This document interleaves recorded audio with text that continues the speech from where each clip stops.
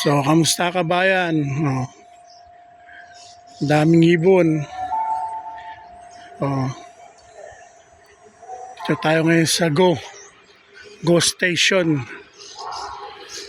Oh, so, bagong balita sa mga temporary foreign worker. Suspended daw ang ilang buwan. Oh,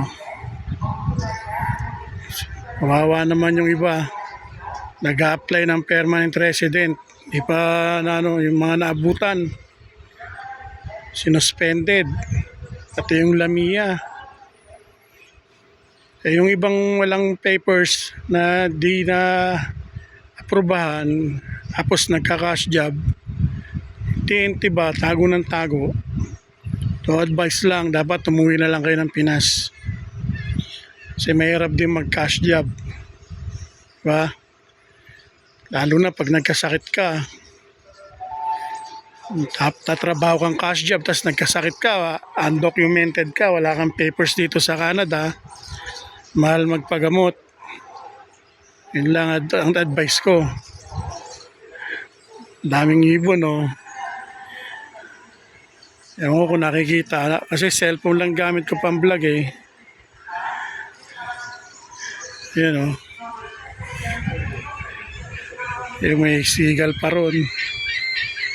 So yan, oh, nagliparan na. Oh. Daming wild birds dito sa Canada. Oh. Tingnan natin sa malapitan. Nagliliparan yan. Oh, yun, oh, nakita nyo na. Kita ba ng cellphone camera?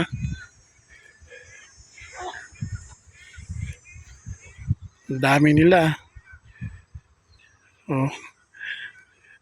Tuwa tingnan. So yun nga pala, sa mga temporary worker na wala pang papers. Oh.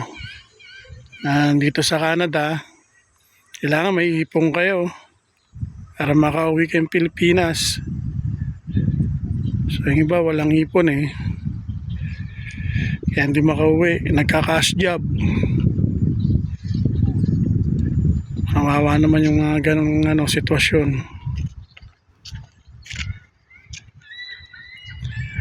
Ang daming ibon talaga, oh. Ang ingay ng sigal, oh. Nga pala tayo sa GO train. Ayan, oh. Yung isa papunta ng downtown, isa papunta ng Oshawa East.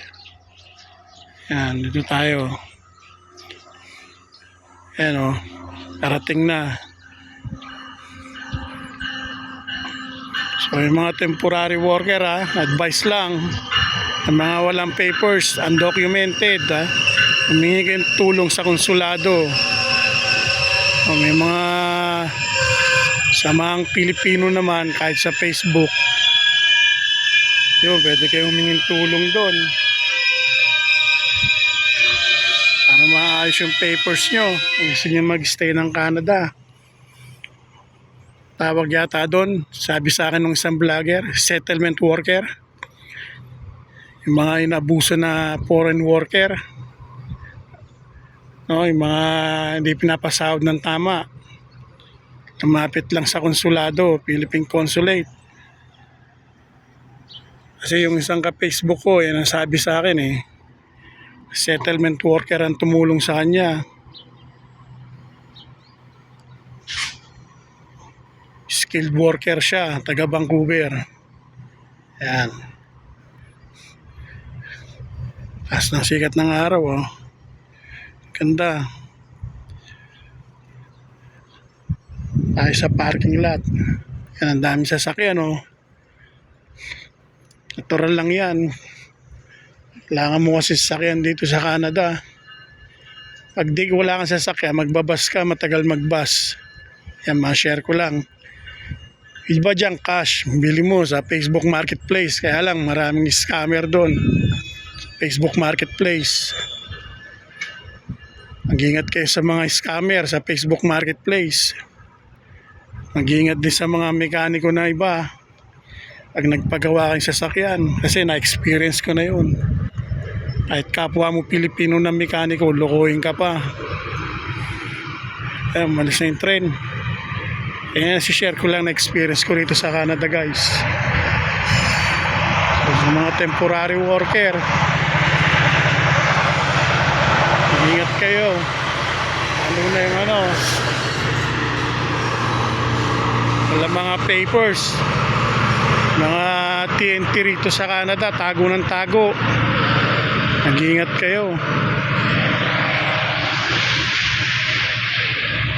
Hirap din yun. TNT ka sa Canada, tago ka ng tago, wala kang papers. Tapos pag nagkasakit ka, awawa ka. Yun lang ang advice ko sa mga foreign worker, lalo na yung wala pang papers. Ito guys, mga bahay dito. Itong view rito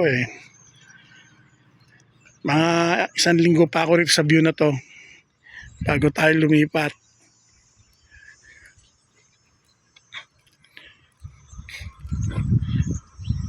Sakay tayo ng tren mamaya.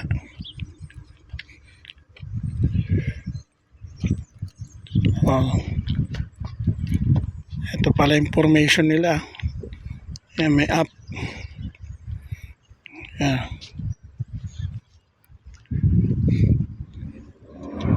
Yan.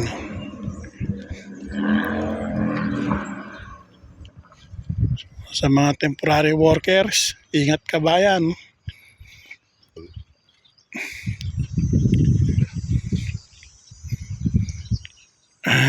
Pabasa sabihin ko, good luck sa mga na-approve na permanent resident, PR, yan, ganyan. Luck sa inyo guys. OD naka-OD, SUV, OD utang. Kasi utang lang naman yung iba rito guys. Car utang, bahay utang, doon yung bahay ganda. Kung may pera kang pang cash, bili mo na, di ba? Cash na yun. So yan, may nag-aabang doon sa kabayan. Guys, 10-minute video lang. So sa mga temporary workers, habang maaga pa, pag hindi naayos ang papers nyo, mag-ipon kayong pera para makauwi kayong Pilipinas.